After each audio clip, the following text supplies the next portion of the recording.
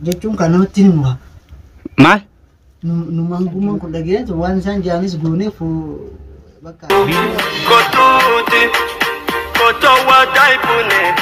Assalamualaikum warahmatullahi wabarakatuh. Hordoftoota fi dhaggeeffattoota ana jaalala kan jirtan haasanii fayyaadha. Araan tanallee qophiilee hedduu nama bashannansiisee fi nama waan hedduu nama gaddisiisaa takka qabadhatee isin dhufee jira. Fiidiyoo kana haqa dhumatti godhaadha. Warreen chaalaa kan jiru haa taatan subscribe godha. Chaalaa kana chaalaa keessanii subscribe godhuudhaan nafaa dhaabbadhaan isin jaa. Araan tanakaa qophii adda addaatiin qabadhee isin dhufee haasallee isintiin irra suuraan tana akkasumatti gaarraan tana wallaa qophii hedduu araan tana waan hedduu nama ajaa'ibsiisaa takkan qabadhee isin dhufe waa'ee jadiidirraan dubbachuudha dhufe anillee fiidiyoo dabartarratti irraa dubbadheen jira maaliif jadiid nama ittiin deemuu namni oofuu miti hin fuudhuu kiifiyaan jaalattiin isaa ifiif shakkitee shakku jirti jeetin waa'ee gadiitti bal'inaan dubbadhee hin jiraachuudha fiidiyoo dabartarratti gamanumaanuu idaa dubbiin isa moggaa dharti gadi moggaa wallaahi gisee jaartii dhiisee jechuudha ishiin amantee hara biyya argitee duubaa waan akkasiisan sammuuttuu yaadu anturaan nama akkasiisan isa hin seene wallaahi hedduun ajaa'ibaa ta'e isumaawin mungkin muktaatu akkas godhe jarri akkas godhe garuu waan takka namni dirqamaan si gorsu hin jiru jarri kan bakka kanatti adda baadha yoo fadhinni abbaa taate malee yoo abbaan jaalatee waan san ifiin wanni godhe malee itti bu'e malee namni waan ittiin feene takka dirqiin fadhii jaaladhu siin jiru hin jiru jechuudha. Ijaajarri waan isumaa jalatti himatee yookaan jarri waan garaasaa kaasiru arganiiti itti fuunaa jedhanii qabanii mee gamanumaanuu karaa fiidiyoo sana haa dabarruume irraa adda baafannaa.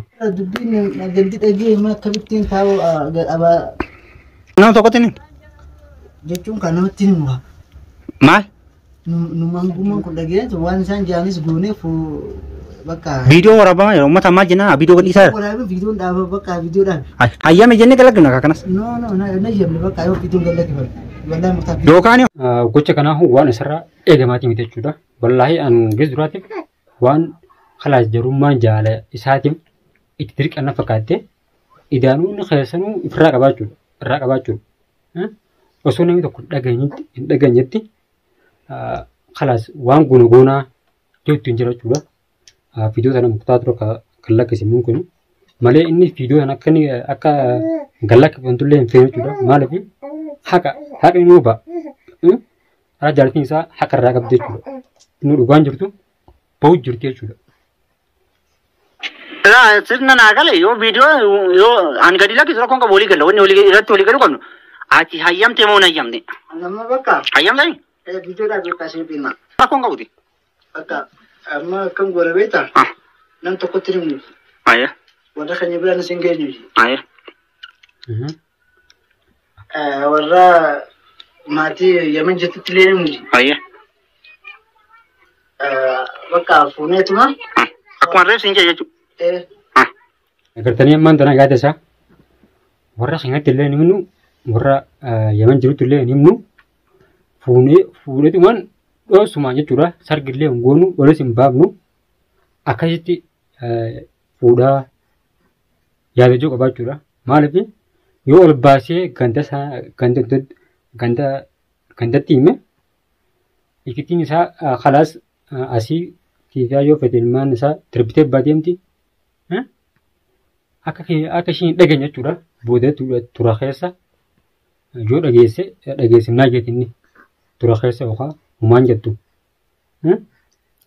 jee yaadee akkasitti sargillee hongoonuu mee bakka tallaalaa jira kan nyaamu bakka tallaalaa sargillee hongoonuu olillee hin baafnu dhoosumaan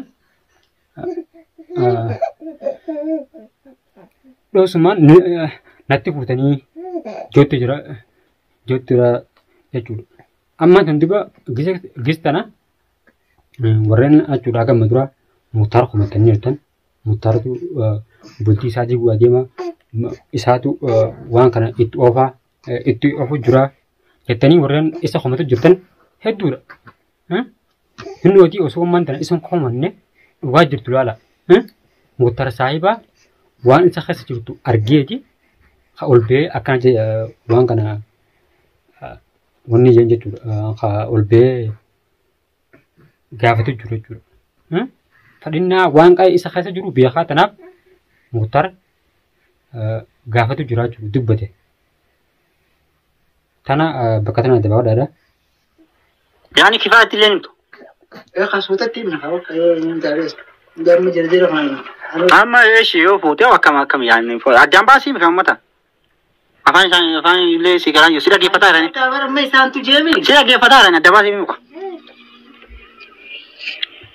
Maal jettan? Isinii garaa yaadu? Ni fu sirraa fuudha.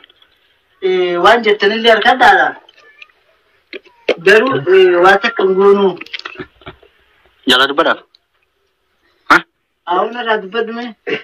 Ana maanta amma Yaada isaanii isinii ibsala. Fuudhuu akkuma reefi itti himee ree erga dura dubbii qaatati wanni akkasuma. Kan gette bakka dubbii adda laallee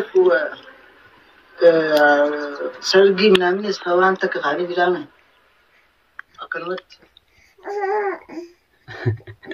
Nuti jara keenya inni noo akkana jiraachudha.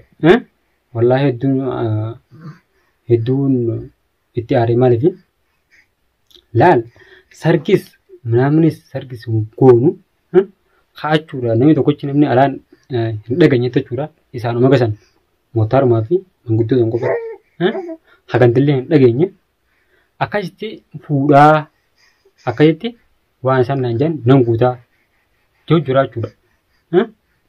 Maaliif wallahi hedduun ajaa'ibaa taate wallahi namoonni guddaan anis mataa kajarraa jammanii mootaaran ittiin aaree ture akkamitti gocha kanaa kana saayii bira dalagaa osoo inni silaa dirqama haa jee'u silaa inni fayyinaa isaa na fuudhadhaa jeenu ittiin dhiisu akkamitti itti dhoowwuu qabaa nama isa dhoowwuu qabu jeeti yaade egaa akkuma beektan saayibni waan rakkoorra waan sirrii fi waan sirrii hin jirre namni ilaalee irraas dhoowwu namusitti dhaate jechuudha yookaan saayibuma keeti. Takkaanati jara keenya inni widaa isaatu fayyinaa isaa irraa qabaachuudha. Jarri waan balleessan hin qaban. Murtaarallee waan balleesse hin qabu.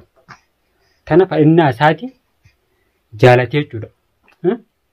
Jara duraan lafa yaala tuqeenii gaafuma murtaara fuudhu gaafuma murtaara itti fuudhan san innis sarguma murtaara san keessa talaallatee jira jechuudha. Tanaaf ammaan tana karaa kanaan dhufe jechuudha. Takkaanati jara keenya nuti qophiin gitarraa tana fakkaatti viidiyoo tana share godhaa please share godhaa wal biraan gaadhaan isin jaa hamma qophii biraatti wal deemuutti assalaamu alaikum warahmatullaahi wabarakaatuh.